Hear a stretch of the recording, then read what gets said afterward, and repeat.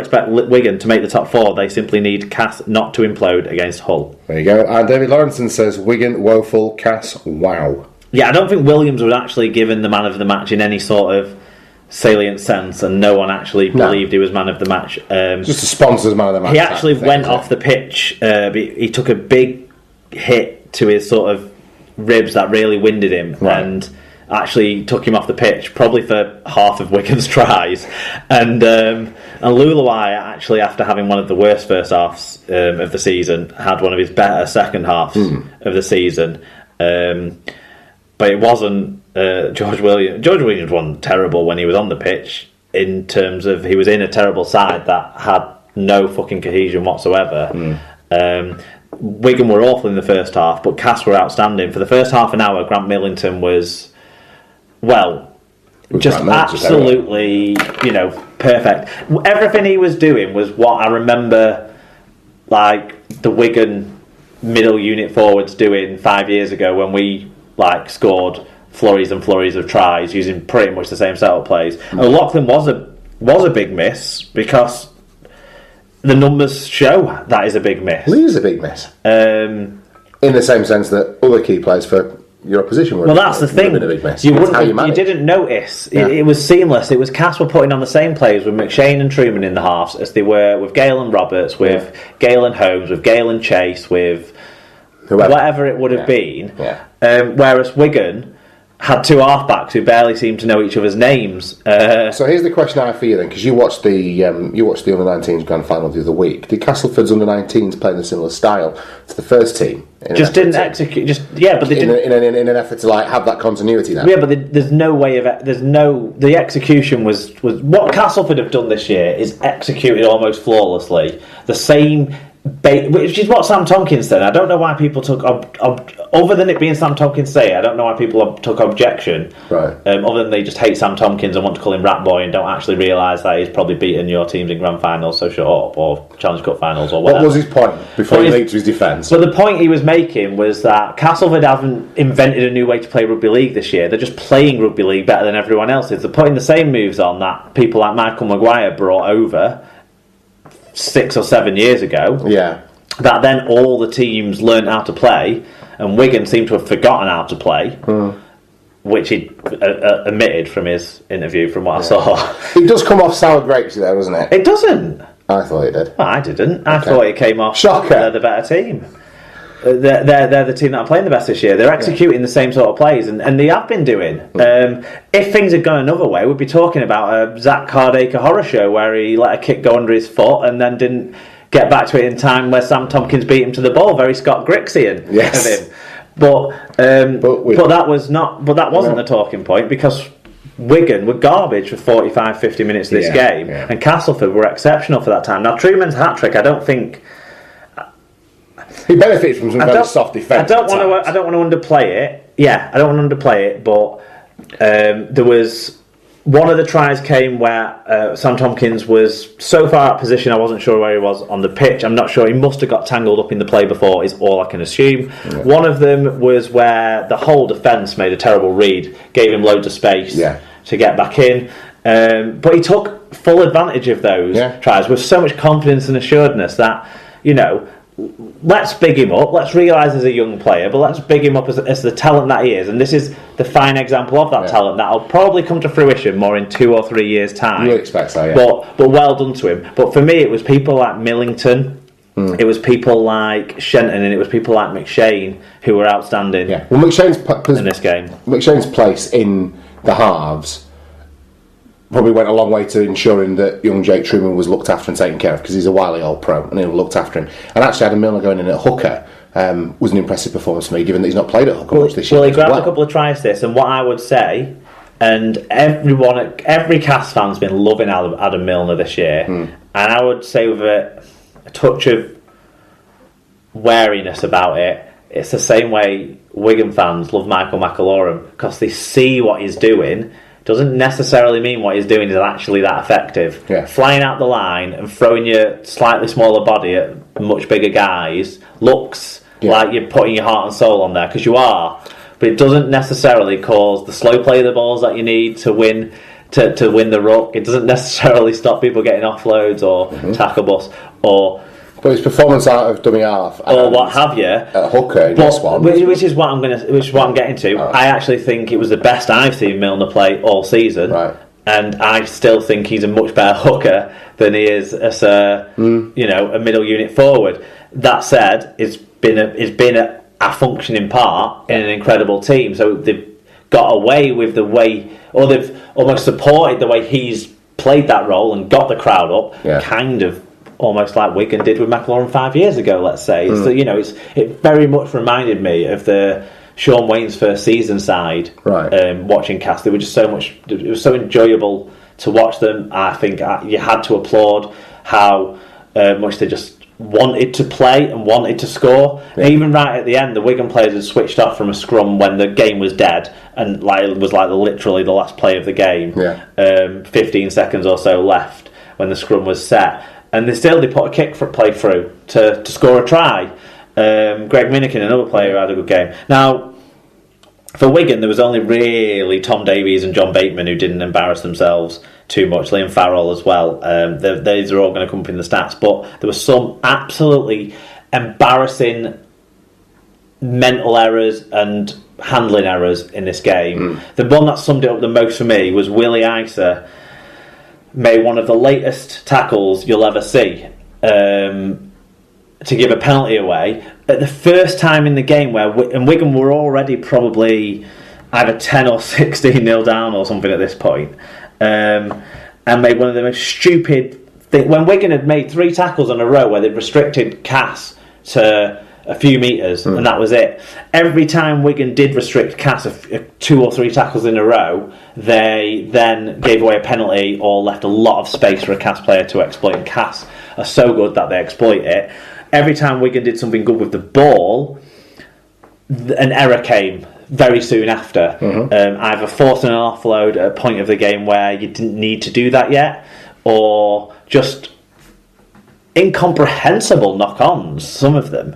There was one by Burgess who actually ended the game off the field. He's done his hamstring. I'm not sure if he'll be back next week or even this season. It looked rough on him. He looked. He's been struggling with his legs all year, hasn't he? He looks in a bad way, is what I'm saying.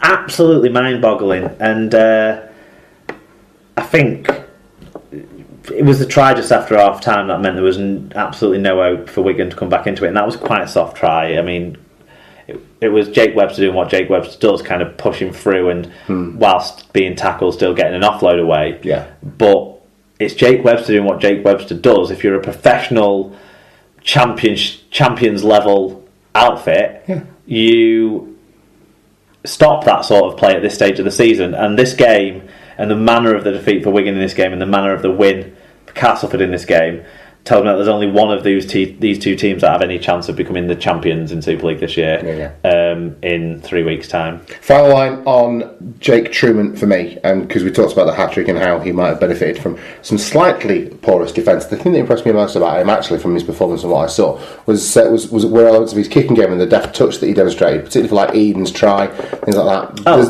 that was another example of Wigan's defence just getting completely in each other's way than out of each other's way, not covering for your mates and not putting your full shift in. That all the tries were examples of that. But yeah, Jake Truman took full advantage of those opportunities. Sorry, I'm stepping on that point because I'm a Wigan fan and I'm angry about our defending. I know. So I'll just shut up and that's all right. Say again. No, that was my point. His kicking game for such a young man was very assured, I thought, and whilst you can only beat what's in front of you in terms of the calibre of the defence, it still required unlocking, and it was the kick that goes some distance towards doing that for me. Hopefully this young man goes on to have a strong career and does develop, and I think under Darryl Powell he's got the opportunity to do exactly that. I think he's in exactly the right place. If I was 18 years old and a half back, there's only one place on earth I'd want to be if it was an English Super League at the minute, and that's at Castleford Tigers.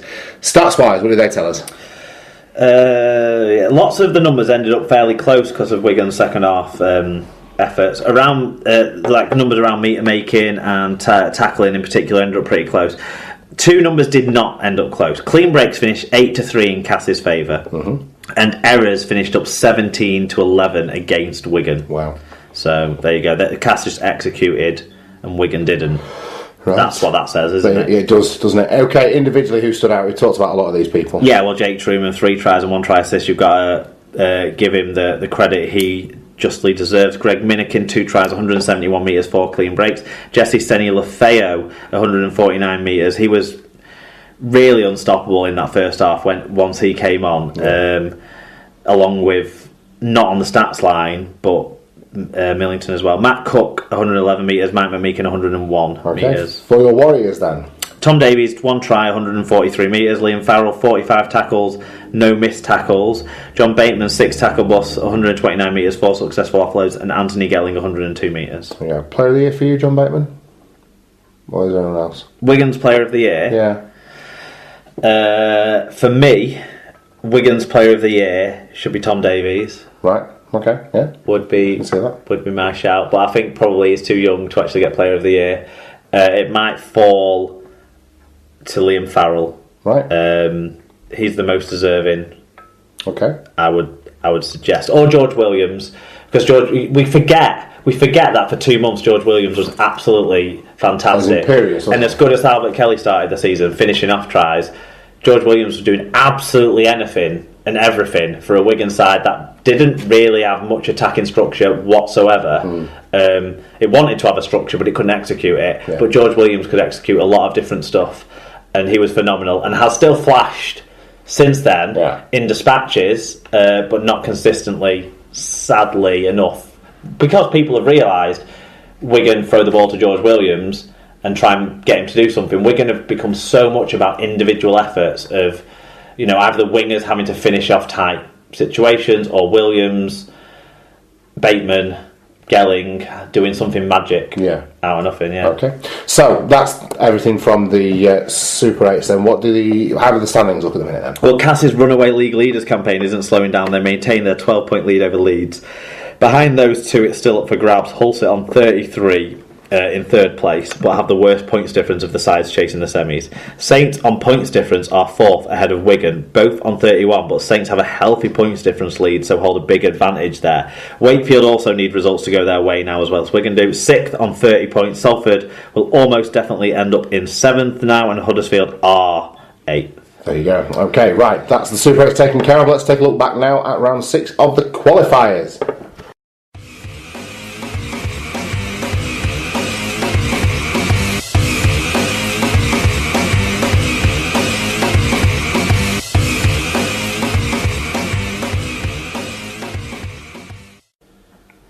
Okay, so into the qualifiers then, Mark. On Friday evening, Hull KR 19, Catalan Dragons 20, far from impressive for the Super League side, in front of 7,405, refereed by Robert Hicks. Tyler Casfan said, just had to delete and rewrite this report. I bet you can imagine what my first draft was like a few minutes ago. The French holidaymakers finally turned up and put a 10-minute shift in against Hull KR reserves. We may yet have a Super League team south of West Yorkshire next year. Whoopee, let's all celebrate. There you go. Alan Walker said, hard to concentrate on this shit fest. Bruno did his best. Hull KR not great either, but nor were we. Bosco is a legend. Fucking military everywhere. They arrested a printer and a brush. Independence first, then Super League. Or independence, then no Super League. Catalans always, Dragons always. So Sergeant Arthur Wilson. Well, there's been a lot of growing momentum around the Catalan independence stuff again, hasn't there? There's been marches and protests and stuff. Sergeant Arthur Wilson said Catalans made hard work of it against Hull KR. Yeah, there you go. Pretty much sums it up. He does get to the point, doesn't he, Sergeant Arthur Wilson? He does. Not often mucking about. Brian Davies says Catalan just about scraped through against Hull KR's reserves. It will be a major achievement if Catalans avoid the drop. They look just woeful. It's very hard to see that Steve Mack has had any impact, positive or negative, on Catalans. You do wonder what the point of the change of coach was. KR partied hard last week and made a load of changes and still almost won. Yeah, I just saw the tries on this one. I really wanted Hull KR to win, to be honest. You know what the point of the change was, is they were absolutely shite already. It's just the change that they made was the worst possible appointment for me. It either came too late or it was a bit wrong. The culture hasn't addressed. The interview he gave after the game was like, I can't imagine he's going to get me up for a game next week. No. He might be able to work on getting some things sorted out in terms of I don't know, for a long-term rebuilding project. Possibly, I don't, because he kind of eventually got that